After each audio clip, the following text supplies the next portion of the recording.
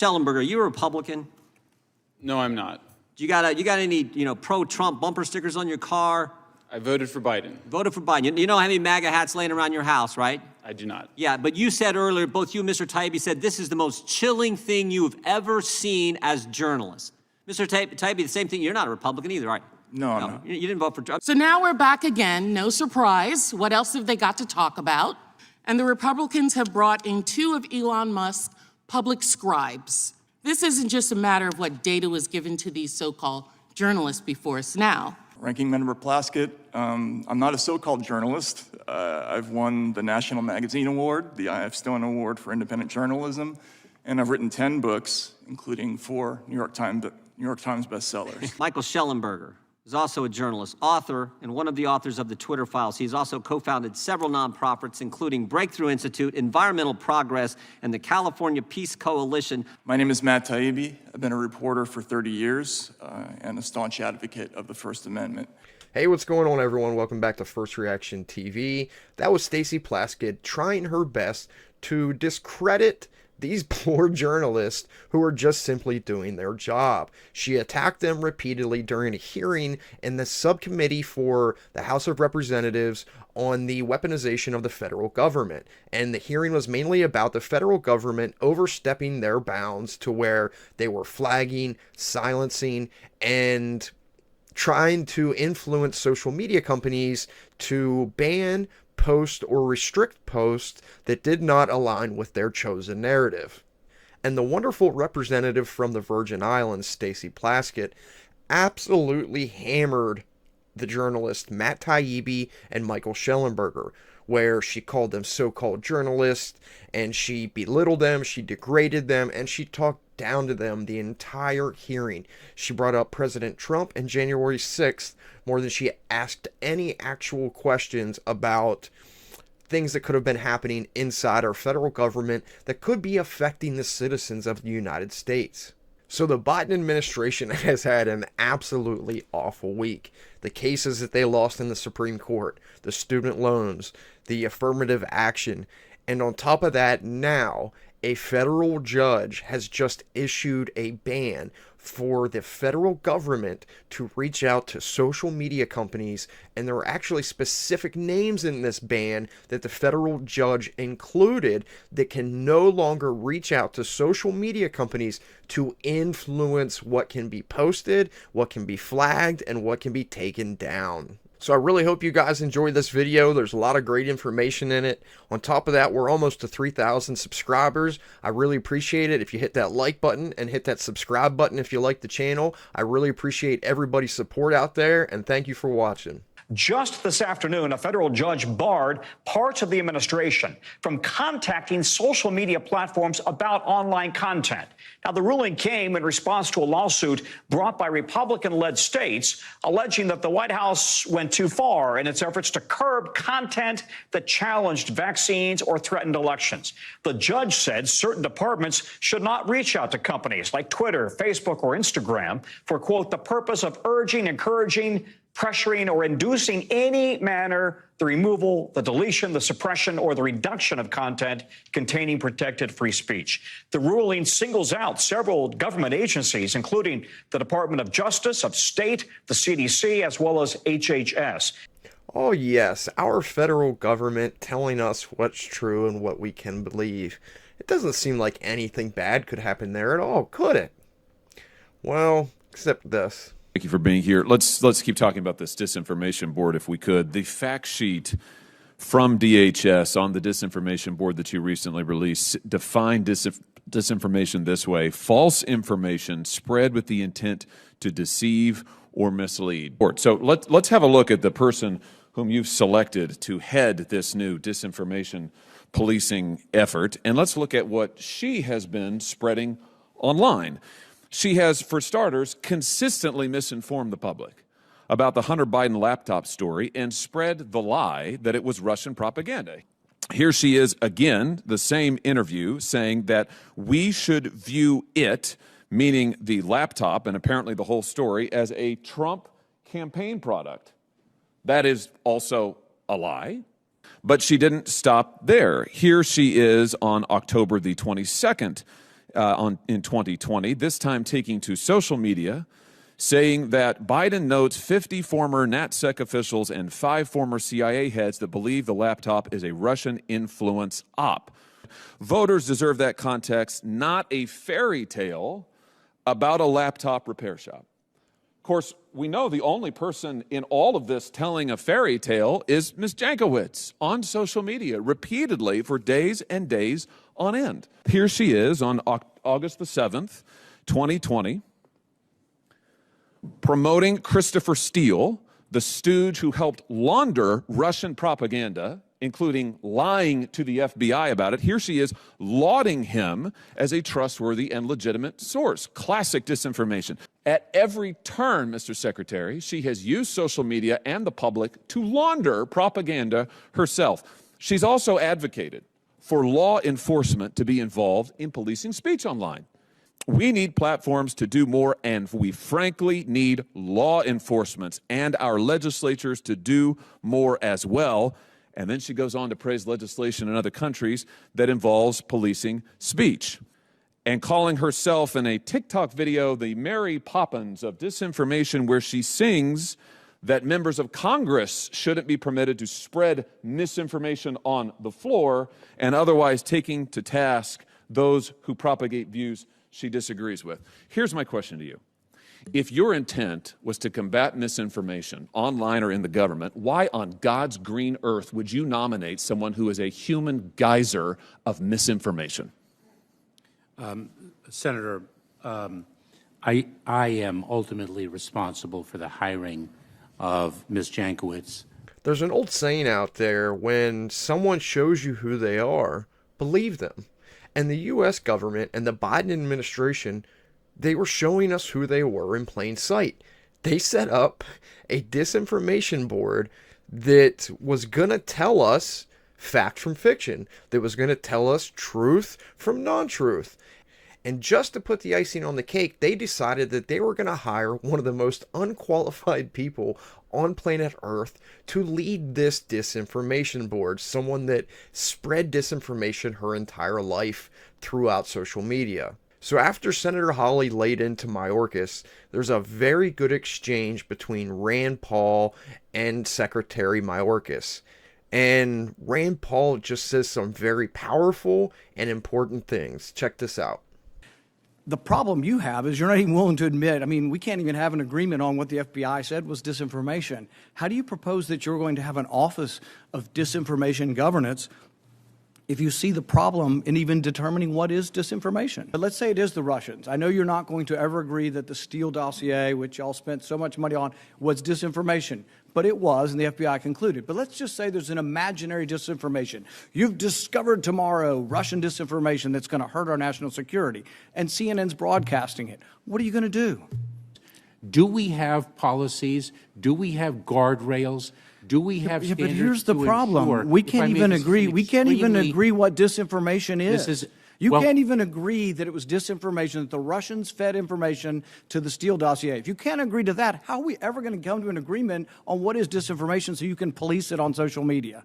to try to lure vulnerable migrants to our border illegally? I think you've got no idea what disinformation is, and I don't think the government's capable of it. Do you know who the greatest propagator of disinformation in the history of the world is? The U.S. government. Are you familiar with McNamara, the Pentagon Papers? Are you familiar with George W. Bush and the weapons of mass destruction? Are you familiar with Iran-Contra? I mean, think of all the debates and disputes we've had over the last 50 years in our country.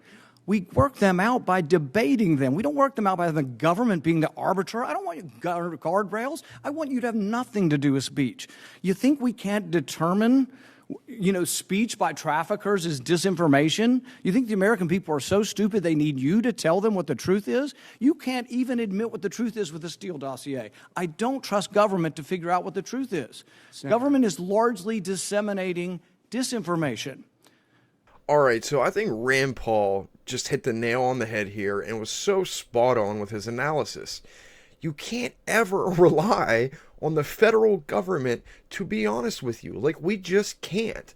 And there's different circumstances out there and different cases out there where, yes, the federal government or the FBI, if they're investigating someone or a terrorist group or an organization, like, yes, investigate them, get into social media, find out what's going on. But when you're talking about difference of opinions, which is what this is, these are difference of opinions, whether it was a lab leak theory, whether it was about mask mandates, whether it was about lockdowns, and people had difference of opinions, and they were silenced, they were flagged, they were removed, they were banned, all on the behest of the federal government.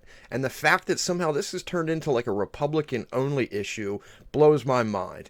This is a cross-party lines, the entire United States issue. Whenever you have the federal government reaching out to companies to silence you because you might have a difference of opinion or because you have a different theory, that's crossing the line, and this shouldn't be a Republican-only issue. And the fact that we have Democrats like Stacey Plaskett out there attacking journalists for finding evidence of the federal government actually doing this, it just shows the current climate we're in, and it shows how dangerous this actually could be. Like, this is crossing the lines into a dangerous authoritarian government controlling all speech, all points of view, and covering up dissenting opinions.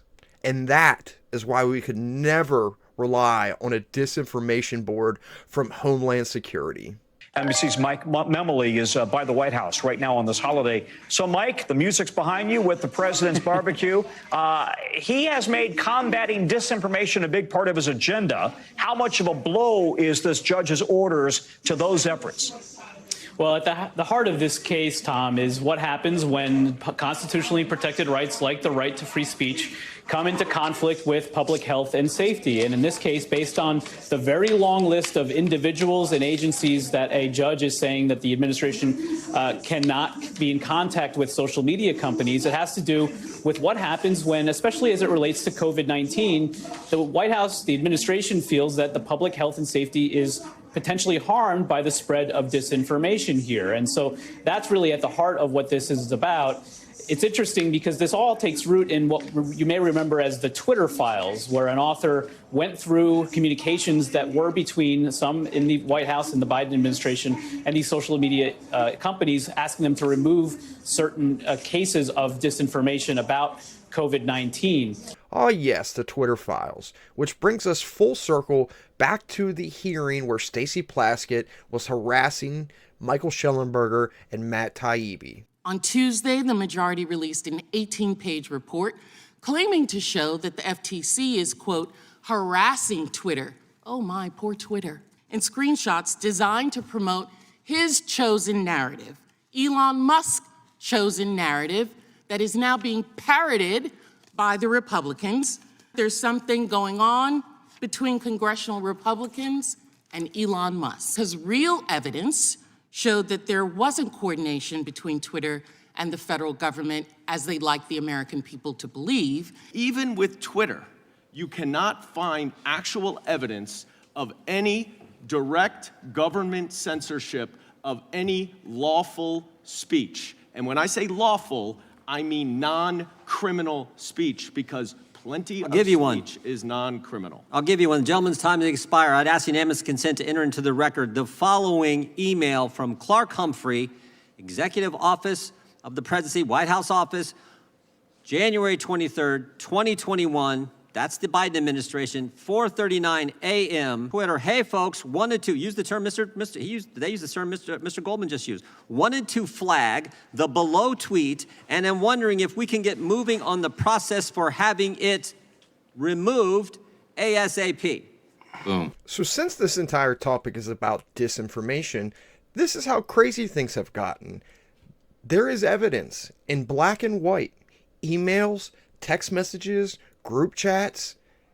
The White House and the Biden administration and the federal government reached out to these companies to influence them, to pressure, to flag, to blacklist, to ban people with dissenting opinions. It's fact. There's evidence of it. And the fact that there are Democratic people out there saying that it's not real shows the absolute danger of real disinformation. And this is just so petty and insane. Now, the White House in a statement says that the Justice Department is reviewing this decision. They note that the administration has also taken steps to promoted responsible actions to protect public health and safety and security, but also noting that these social media companies have a critical responsibility here to be in control of what's on their platform. And also, they noted that this is about their independent decisions to do so. It's worth noting, Tom, as well, as we go back to those Twitter files, that there were also cases uncovered in which the Trump administration had reached out to some social media companies like Twitter, asking them to remove posts that were critical of the former president here. So the right to free speech is an issue in both administrations, but this case is putting a spotlight, at least on the Biden administration's use of this. So at the end of this report, they brought up the Trump administration. And during the Twitter files, weaponization of the federal government hearings, Donald Trump was brought up. Check this clip out. We're focused not on the Biden administration or the Trump administration. In fact, just this morning, we released an exchange where Twitter talked about vetting the accounts of both Mr. Biden and Mr. Trump. And really, we were looking at the intelligence agencies when we were doing this research. And as I mentioned before, their conclusions targeted people on both the left and the right globally. You know, we found those in intelligence lists that were passed on to Twitter, just as we found lists that included ordinary Trump supporters. What you just said undermines the premise of this select committee, which is that the federal government has been organized to weaponize against conservative voices. And of course, what you've just indicated in your testimony is, well, actually, that's not the evidence you found. No, I think this committee, my understanding is that they're concerned about the weaponization of the government against free speech, which is certainly what we're finding. But I appreciate your understanding of our committee. I have a different understanding. I yield back. Well, you got the wrong understanding. All right, so once again, I think that's just such a telling and important clip.